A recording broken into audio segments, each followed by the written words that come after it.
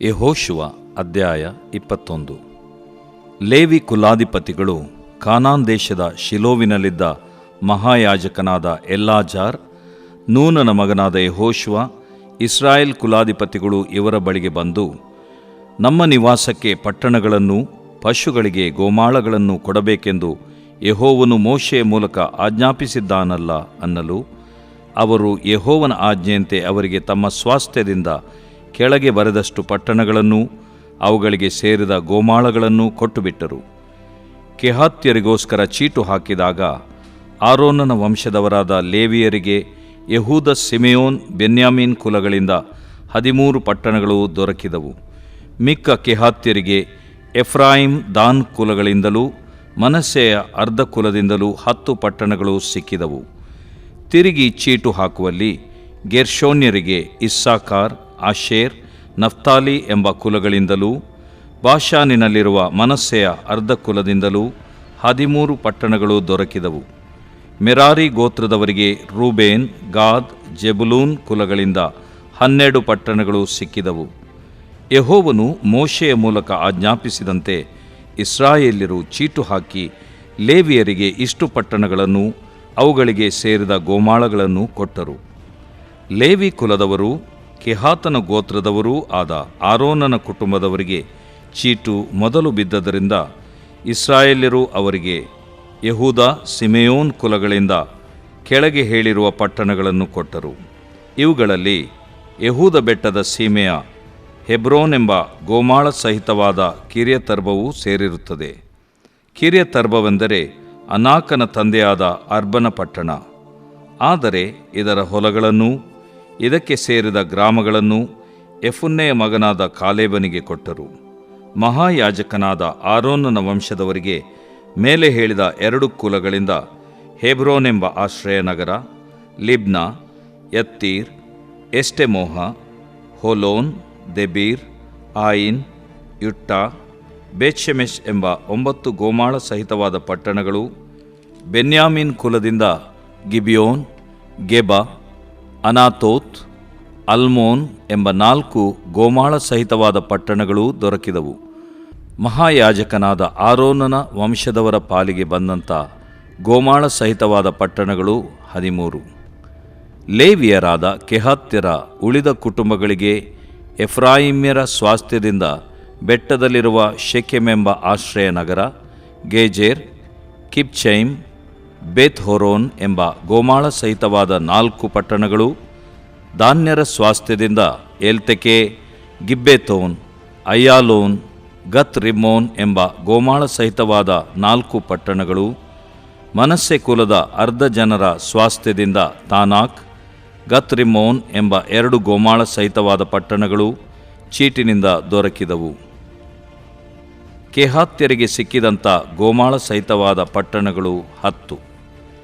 ಗೇರ್ಷೋನ್ಯರ ಕುಟುಂಬಗಳಿಗೆ ಅರ್ಧ ಮನಸ್ಸೆಯವರ ಸ್ವಾಸ್ಥ್ಯದಿಂದ ಕೊಲೆ ಮಾಡಿದವನ ಆಶ್ರಯ ನಗರವಾದ ಬಾಷಾನಿನ ಗೋಲಾನ್, ಬೇಷ್ಟೆರಾ ಎಂಬ ಗೋಮಾಳ ಸಹಿತವಾದ 2 ಪಟ್ಟಣಗಳು, ಇಸ್ಸಾಕಾರ್ ಸ್ವಾಸ್ಥ್ಯದಿಂದ ಕಿಶ್ಯೋನ್, ದಾಬೆರತ್, ಯರ್ಮೂತ್, ಎಂಗನ್ನಿಮ್ ಎಂಬ 4 ಗೋಮಾಳ ಸಹಿತವಾದ ಪಟ್ಟಣಗಳು, ಅಶೇರ್ ಕುಲದಿಂದ ಮಿಶಾಲ್, ಅಬ್ದೋನ್, ಹೆಲ್ಕಾತ್, ರೆಹೋಬ್ ಎಂಬ 4 ಗೋಮಾಳ ಸಹಿತವಾದ ಪಟ್ಟಣಗಳು, ನಫ್ತಾಲಿ ಸ್ವಾಸ್ಥ್ಯದಿಂದ ಕೊಲೆ ಮಾಡಿದವನ ಆಶ್ರಯ ನಗರವಾದ ಗಲಿಲಾಯದ ಕೆದೇಶ್, ಹಮ್ಮೋತ್ ದೋರ್, ಕರ್ತಾನ್ ಎಂಬ ಗೋಮಾಳ ಸಹಿತವಾದ 3 ಪಟ್ಟಣಗಳು ದೊರಕಿದವು.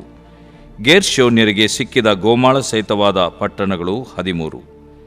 ಮಿಕ್ಕ ಲೇವಿಯರಾದ ಮೆರಾರಿ ಗೋತ್ರದವರಿಗೆ ಜೆಬುಲೂನ್ ಸ್ವಾಸ್ಥ್ಯದಿಂದ ಯೊಕ್ನೆಯಾಮ್, ಕರ್ತಾ, ದಿಮ್ನಾ, ನಹಲಾಲ್ ಎಂಬ ಗೋಮಾಳ ಸಹಿತವಾದ 4 ಪಟ್ಟಣಗಳು, ರೂಬೇನ್ಯರ ಸ್ವಾಸ್ಥ್ಯದಿಂದ ಬೆಚೇರ್, ಯಹಚ, ಕೆದೇಮೋತ್, ಮೇಫಾಗತ್ ಎಂಬ ಗೋಮಾಳ ಸಹಿತವಾದ 4 ಪಟ್ಟಣಗಳು, ಗಾದ್ಯರ ಸ್ವಾಸ್ಥ್ಯದಿಂದ ಕೊಲೆ ಮಾಡಿದವನ ಆಶ್ರಯ ನಗರವಾಗಿರುವ ಗಿಲ್ಯಾದಿನ ರಾಮೋತ್, ಮಹನಯಿಮ್, ಹೆಷ್ಬೋನ್, ಯಗ್ಜೇರ್ ಎಂಬ ಗೋಮಾಳ ಸಹಿತವಾದ 4 ಪಟ್ಟಣಗಳು ಸಿಕ್ಕಿದವು. ಮಿಕ್ಕ ಲೇವಿಯರಾದ ಮೆರಾರಿ ಗೋತ್ರಗಳಿಗೆ ಚೀಟಿನಿಂದ ದೊರಕಿದ ಪಟ್ಟಣಗಳು 12. ಲೇವಿಯರಿಗೆ ಇಸ್ರಾಯೇಲ್ಯರ ಮಧ್ಯದಲ್ಲಿ ದೊರಕಿದ ಗೋಮಾಳ ಸಹಿತವಾದ ಪಟ್ಟಣಗಳು 48. ಆ ಪಟ್ಟಣಗಳಲ್ಲಿ ಪ್ರತಿಯೊಂದಕ್ಕೂ ಗೋಮಾಳವಿರುವುದು. ಎಲ್ಲ ಪಟ್ಟಣಗಳಿಗೂ ಹೀಗೆಯೇ. ಯೆಹೋವನು ಇಸ್ರಾಯೇಲ್ಯರ ಪೂರ್ವಿಕರಿಗೆ ಪ್ರಮಾಣಪೂರ್ವಕವಾಗಿ ವಾಗ್ದಾನ ಮಾಡಿದ ದೇಶವನ್ನು ಇಸ್ರಾಯೇಲ್ಯರಿಗೆ ಕೊಟ್ಟನು. ಅವರು ಅದನ್ನು ಸ್ವತಂತ್ರಿಸಿಕೊಂಡು ಅದರಲ್ಲಿ ವಾಸ ಮಾಡಿದರು. ಯೆಹೋವನು ಅವರ ಪೂರ್ವಿಕರಿಗೆ ಆಣೆಯಿಟ್ಟು ಹೇಳಿದಂತೆ ಅವರಿಗೆ ಎಲ್ಲ ಕಡೆಯಲ್ಲಿಯೂ ಸಮಾಧಾನ ಕೊಟ್ಟನು. ವೈರಿಗಳಲ್ಲಿ ಒಬ್ಬನೂ ಅವರ ಮುಂದೆ ನಿಲ್ಲಲಿಲ್ಲ. ಆತನು ಎಲ್ಲರನ್ನೂ ಅವರ ಕೈಗೆ ಒಪ್ಪಿಸಿದನು. ಆತನು ಇಸ್ರಾಯೇಲ್ಯರಿಗೆ ಮಾಡಿದ ಅತಿಶ್ರೇಷ್ಠ ವಾಗ್ದಾನಗಳಲ್ಲಿ ಒಂದೂ ತಪ್ಪಿ ಹೋಗಲಿಲ್ಲ, ಎಲ್ಲ ನೆರವೇರಿದವು.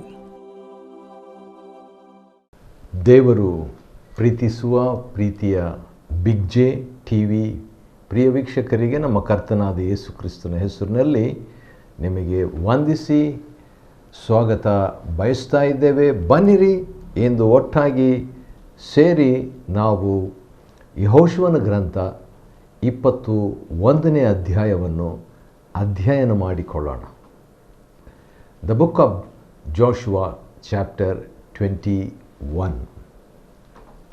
21ನೇ ಅಧ್ಯಾಯದಲ್ಲಿ ನೋಡುವಾಗ ದೇವರು ಯಾವ ರೀತಿಯಾಗಿ ಲೇವಿಯರಿಗೆ ತನ್ನ ಸ್ವಾಸ್ಥ್ಯವನ್ನು ಕೊಟ್ಟನು ಎಂಬುದನ್ನು ನಾವು ನೋಡ್ತೇವೆ.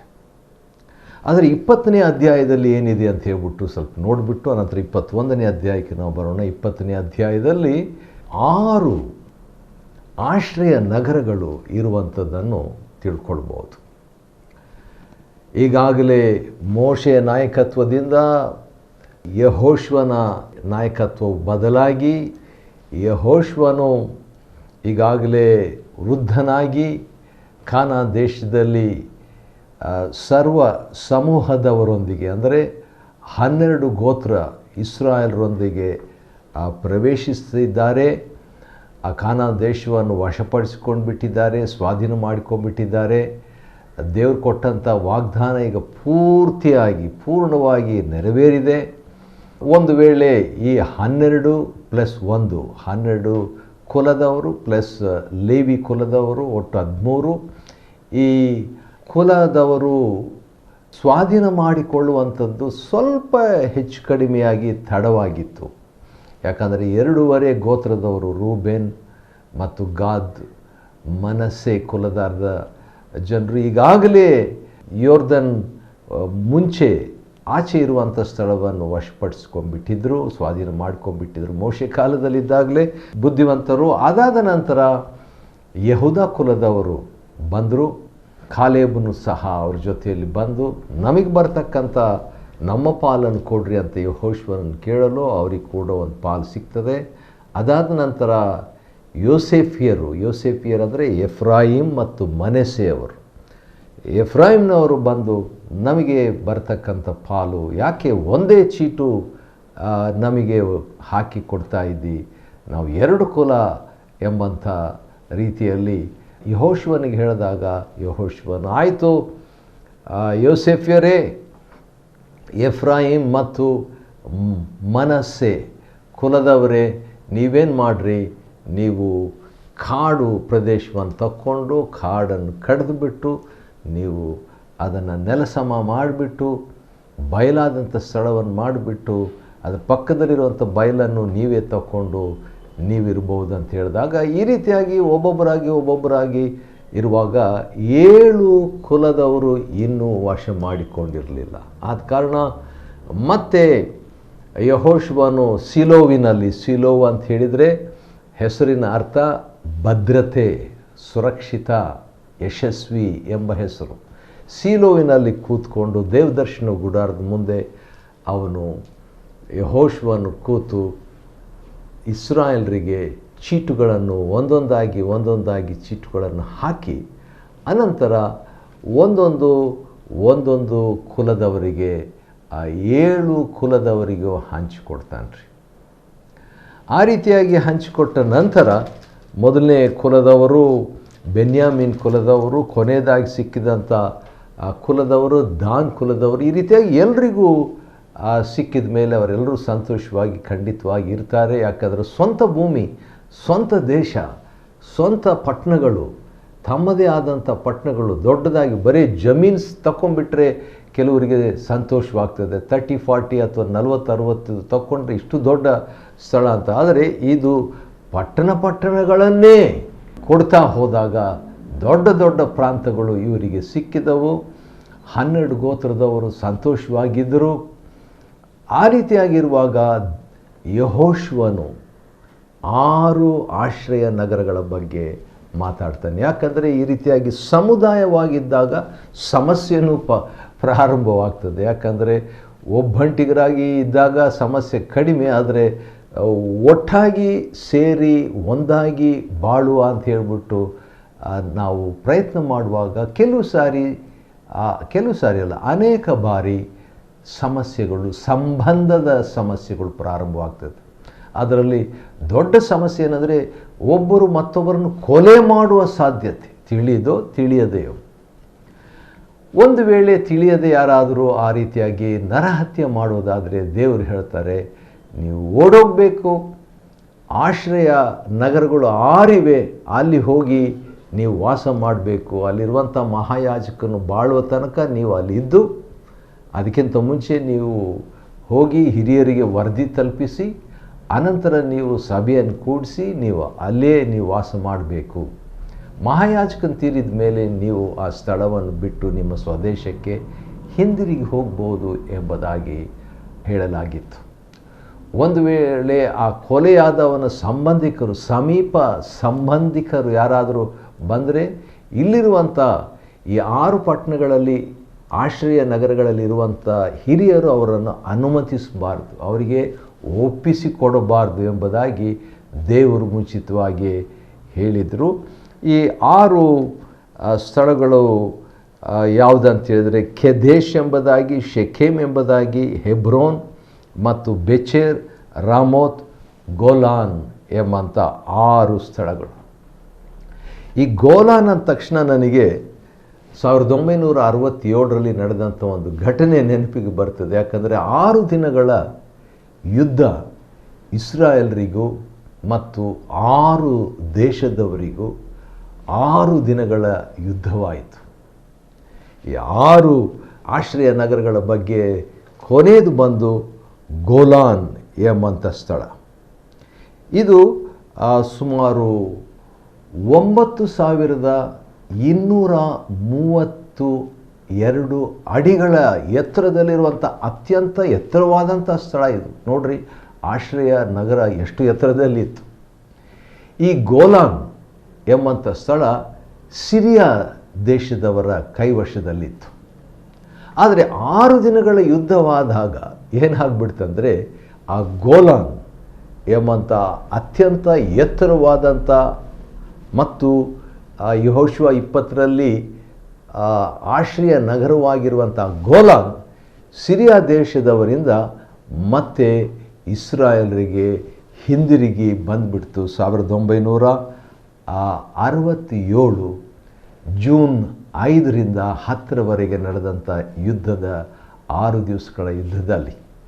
ಹೌದು, ದೇವರು ಆ ದಿವಸಗಳಲ್ಲಿ ಮೋಶೆ ಮುಖಾಂತರವಾಗಿ ಕೊಟ್ಟಂಥ, ಯೆಹೋಶುವನ ಮುಖಾಂತರವಾಗಿ ಕೊಟ್ಟಂಥದ್ದು 1967ರಲ್ಲಿ ಮತ್ತೆ ಇಸ್ರಾಯೇಲರ ಕೈವಶಕ್ಕೆ ಅದು ಬಂದುಬಿಡ್ತು.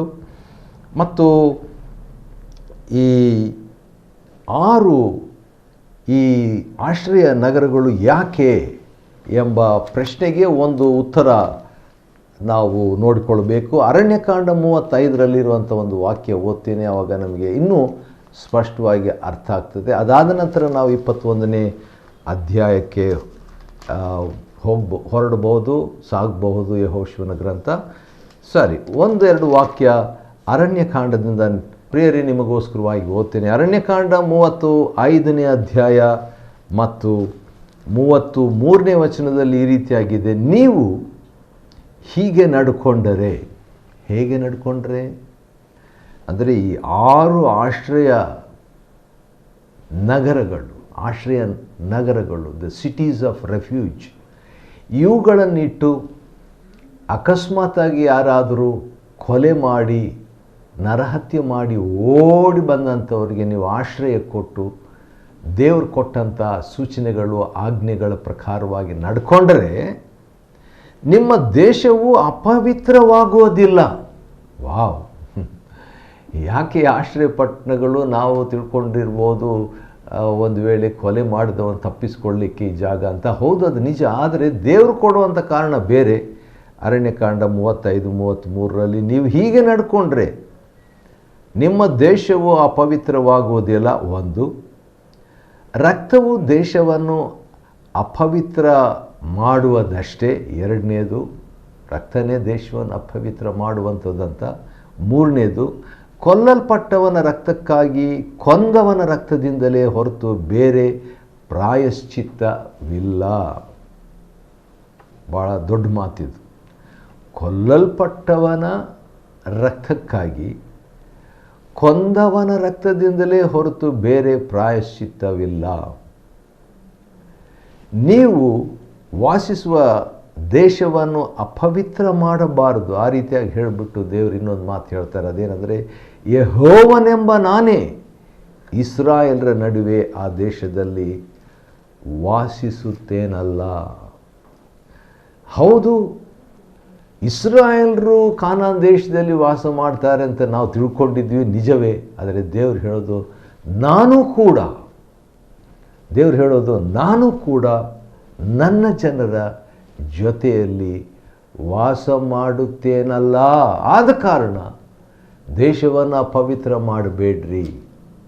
ಯಾರಾದರೂ ಅಪವಿತ್ರ ಮಾಡಿದರೂ ಆಕಾನನಂಥವರು ತಕ್ಷಣ ಅಂಥ ಪಾಪಿಯನ್ನು ಆ ದಿವಸಗಳಲ್ಲಿ ಅವರು ತೆಗೆದು ಹಾಕ್ತಿದ್ದರು ದೇಶದಿಂದ.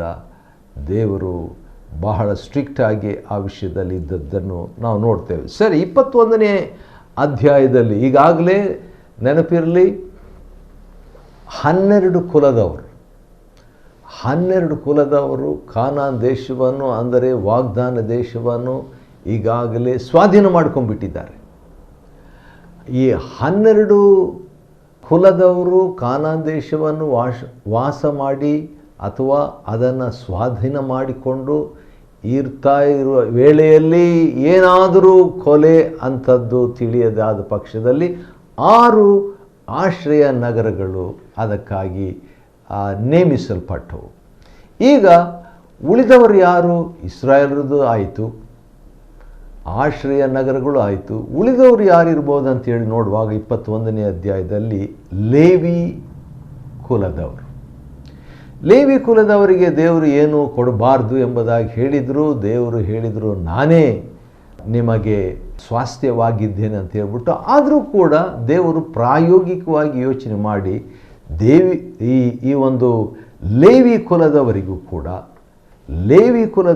ಕೂಡ ಸ್ವಾಸ್ಥ್ಯವನ್ನು, ಪಟ್ಟಣಗಳನ್ನು ಕೊಡಬೇಕು ಎಂಬುದಾಗಿ ಈ ಅಧ್ಯಾಯದಲ್ಲಿ, ಅಂದರೆ ಯೆಹೋಶುವ 21ನೇ ಅಧ್ಯಾಯದಲ್ಲಿ ಹೇಳುವಾತನಾಗಿದ್ದಾನೆ. ಇದನ್ನು ಈಗಾಗಲೇ ಅರಣ್ಯಕಾಂಡ 35ರಲ್ಲಿ ಹೇಳಲಾಗಿದೆ. ಆದರೂ ಕೂಡ ಇಲ್ಲಿ ಕಾನಾನ್ ದೇಶ ಸೇರಿದ ಮೇಲೆ ಅವರಿಗೆ ಬರ್ತಕ್ಕಂಥ ಪಟ್ಟಣಗಳು, ಲೇವಿ ಕುಲಾಧಿಪತಿಗಳು ಕಾನಾನ್ ದೇಶದ ಶೀಲೋವಿನಲ್ಲಿ, ಆಗಾಗ ಶೀಲೋವ ಅಂತ ಹೇಳಿದರೆ ಸುರಕ್ಷಿತ, ಭದ್ರತೆ, ಯಶಸ್ವಿ ಎಂಬಂಥ ಈ ಸ್ಥಳದಲ್ಲಿ ದೇವದರ್ಶನ ಗುಡಾರವನ್ನು ಅಲ್ಲಿ ನಿಲ್ಲಿಸಿದ್ರು. ಅಲ್ಲಿ ಬಂದು ಮಹಾಯಾಜಕನಾದ ಎಲ್ಲಾಜಾರ್ ಮತ್ತು ಯೆಹೋಶುವ, ಇಸ್ರಾಯೇಲ್ ಕುಲಪತಿಗಳು ಇವರ ಬಳಿಗೆ ಬಂದು, ನಮ್ಮ ನಿವಾಸಕ್ಕೆ ಪಟ್ಟಣಗಳನ್ನು, ಪಶುಗಳಿಗೆ ಗೋಮಾಳಗಳನ್ನು ಕೊಡಬೇಕೆಂದು ಯೆಹೋವನು ಮೋಶೆಯ ಮೂಲಕ ಆಜ್ಞಾಪಿಸಿದನಲ್ಲ ಅಂತ ಹೇಳ್ತಾರೆ.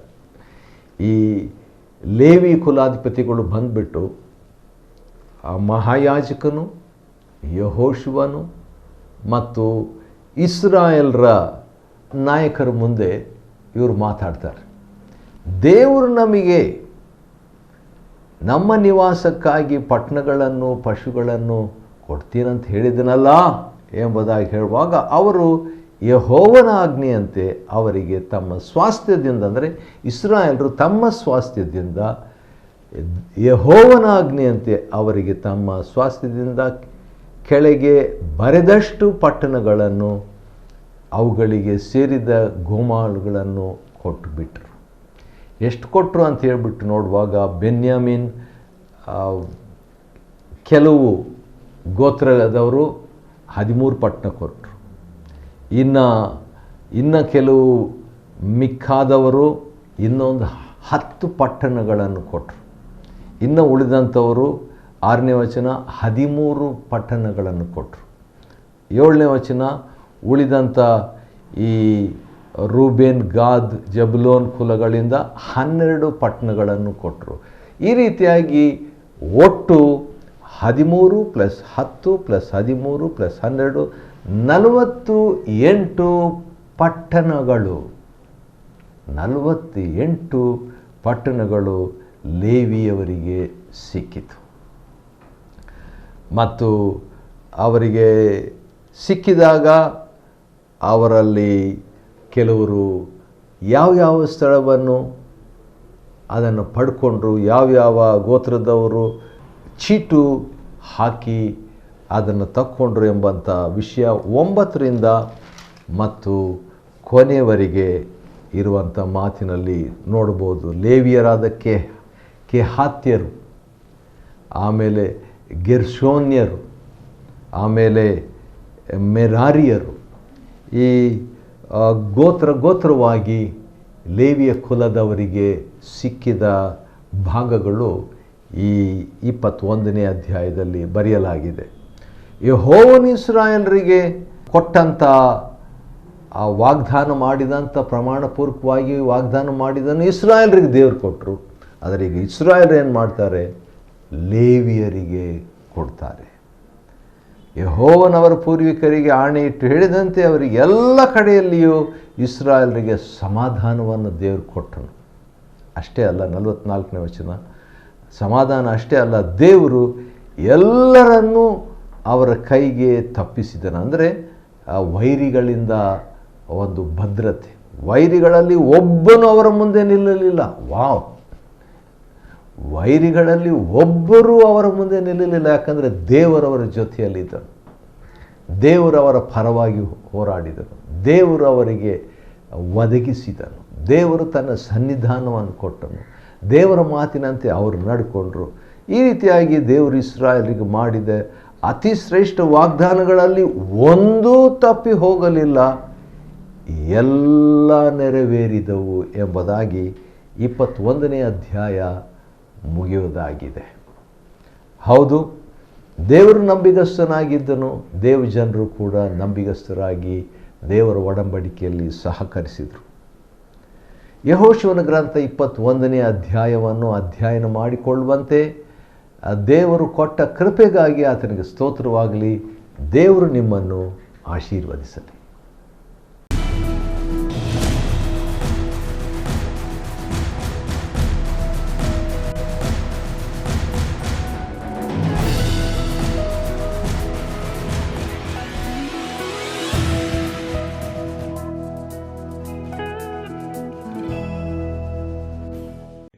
Chapter 21.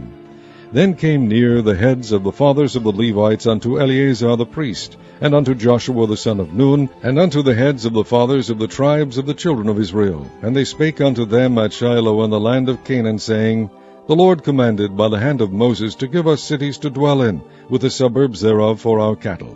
And the children of Israel gave unto the Levites out of their inheritance at the commandment of the Lord these cities and their suburbs.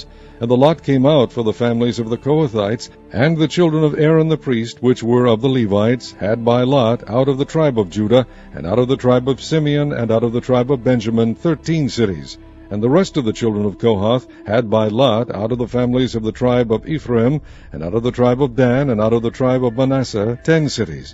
And the children of Gershon had by lot out of the families of the tribe of Issachar, and out of the tribe of Asher, and out of the tribe of Naphtali, and out of the half-tribe of Manasseh in Bashan 13 cities.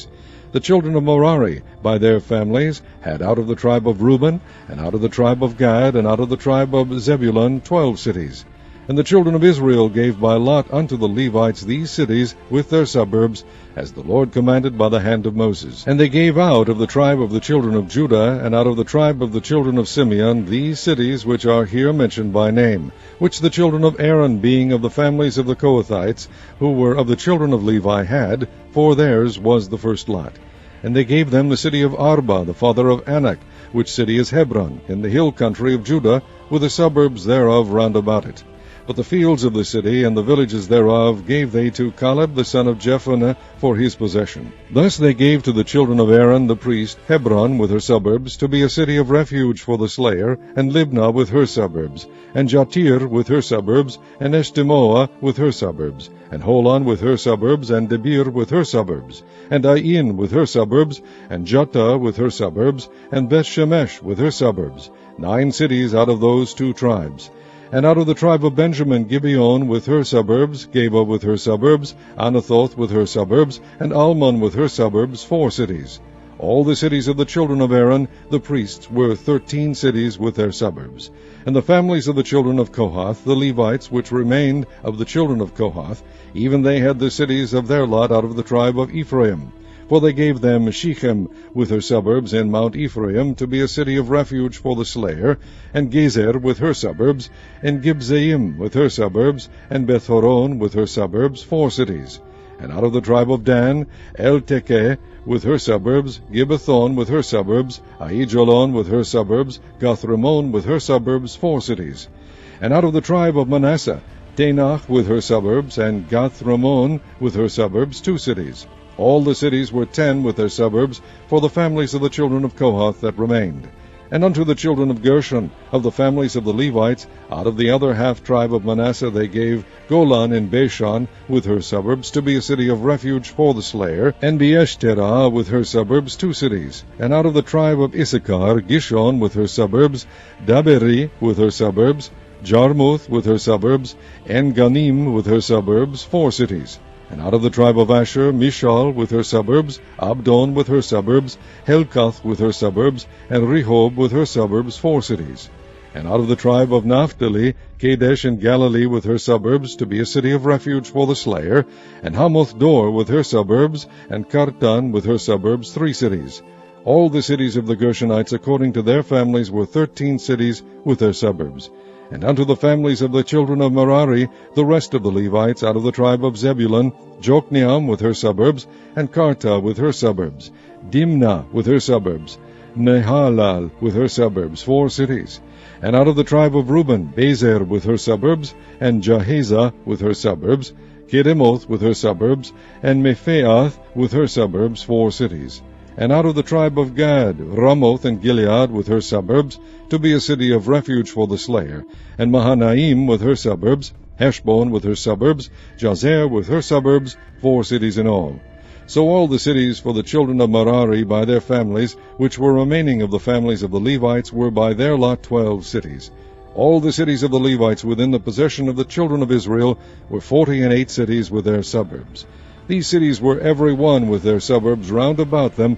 Thus were all these cities. And the Lord gave unto Israel all the land which he sware to give unto their fathers, and they possessed it, and dwelt therein. And the Lord gave them rest round about, according to all that he sware unto their fathers. And there stood not a man of all their enemies before them. The Lord delivered all their enemies into their hand. There failed not aught of any good thing which the Lord had spoken unto the house of Israel, all came to pass.